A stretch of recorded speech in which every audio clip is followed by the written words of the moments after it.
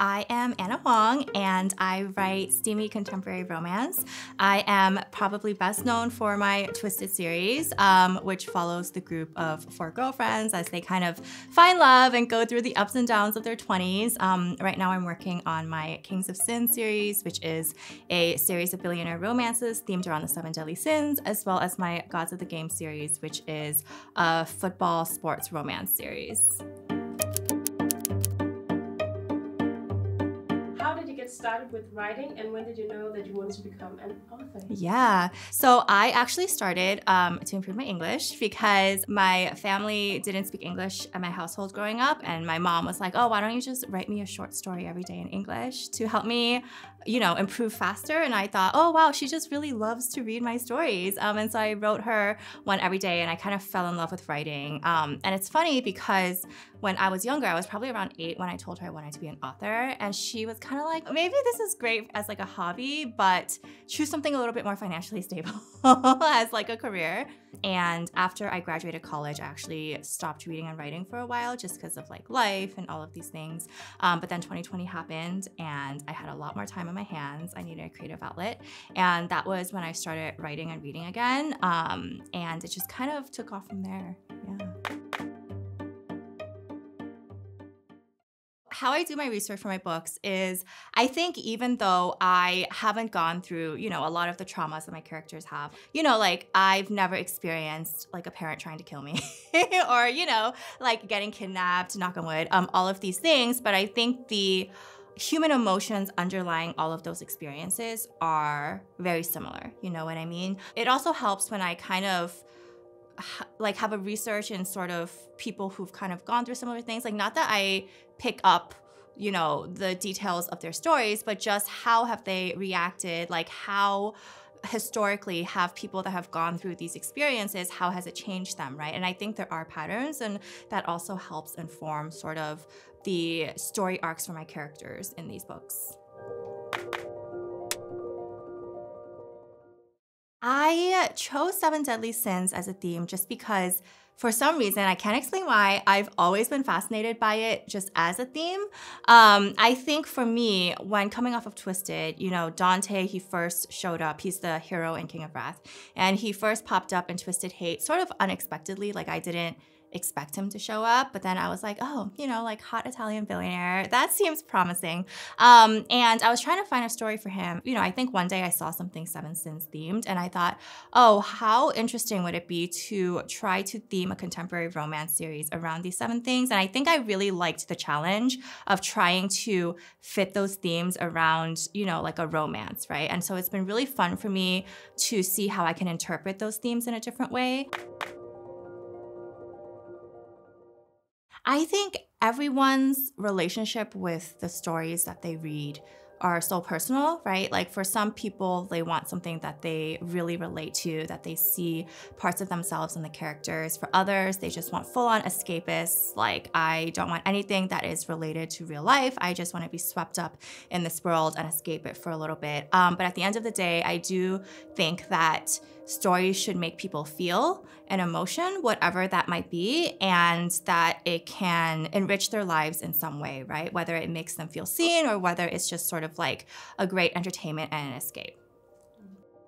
I don't know if this is like a fun fact, but as part of my Gods of the Game research, because I never actually have been to like a real life football game, so my UK publisher was kind enough to take me to a football game when I was in London, and we went to see Arsenal because they are big Arsenal fans. There's really only one sport I like to watch, and that's football. So, you know, I was like, I wanted to try something different.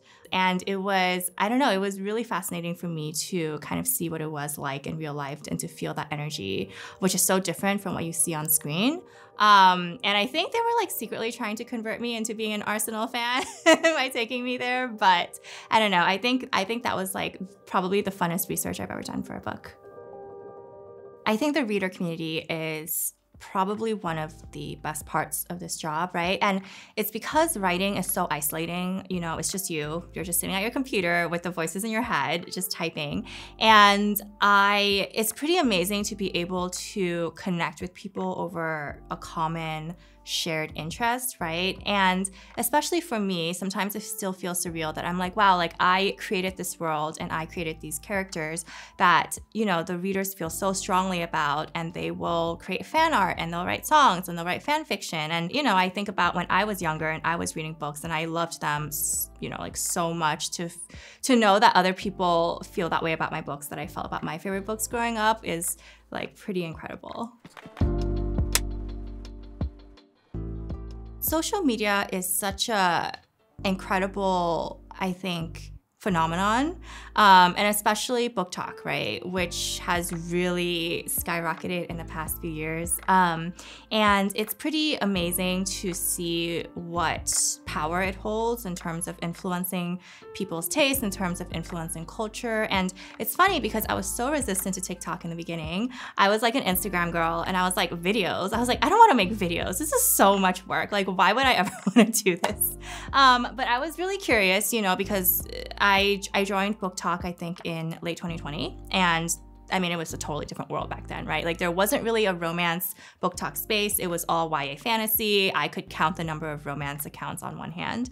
But it was really nice, and it was a really great place. Like I said, it's so isolating, especially in that time, for me to be able to connect with other people in the community online, to see what other people are reading, to like read and recommend things. When other authors, they ask me like what the best type of marketing is, and I'm like, at the end of the day, word of mouth is still the best marketing that you can do, and social media is basically like the world's biggest social, like word of mouth engine, right? And so it's been really incredible to see. You know, I think it has its pros and its cons, as most things do, but overall it's done really incredible things, I think, for authors and publishing. I mean, this is kind of a funny, sort of like funny haha, but also kind of funny like, oh my gosh. And so I had a signing abroad like 2 years ago, and everyone there was so lovely, like I had no issues during the actual signing. And then one of the girls that was there, they DM'd me, and they're like, you know, she said, I really wanted to ask for a lock of your hair. And I was like, oh my God, like I kind of played it off. I was like, oh, that's so, such an honor. But yeah, I think that was probably one of the most, like when I was the most like taken aback, I think, by a message that I got. And also just as a PSA, I do not give out locks of my hair as mementos, but I appreciate the thought.